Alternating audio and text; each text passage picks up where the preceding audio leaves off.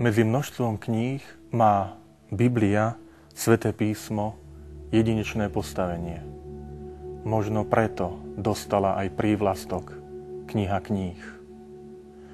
A to preto, že jej inšpirátorom, jej autorom je samotný Boh v spolupráci s ľudskými autormi.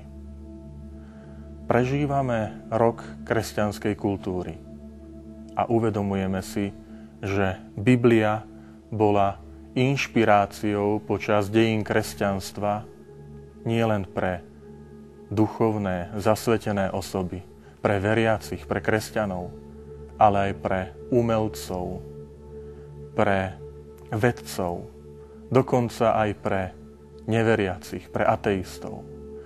Keď sa pozrieme na Európu, tie najkrajšie stavby boli inšpirované práve pravdami, ktoré nachádzame v Svätom písme. Preto vás chceme pozvať na projekt Noc Biblie. Je to čítanie, spoznávanie Biblie, Svätého písma, ako predovšetkým duchovnej potravy, pokrmu pre človeka hľadajúceho pravdu o sebe, o svete, o druhých ľuďoch.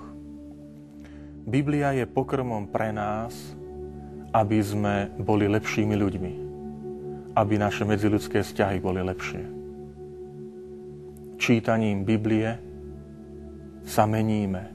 A to je aj cieľom každého nábožného čítania Svätého písma, aby sme po skončení čítania odchádzali lepší, než sme boli ľudia, keď sme začínali čítať Sväté písmo. Príjmite pozvanie k stolu Božieho slova. Nech Sväté písmo je pre nás zdrojom, posilou, chlebom i nápojom pre nás, ktorí sme hladní a smední po pravde, po hodnotách, ktoré chceme uplatňovať v našom živote.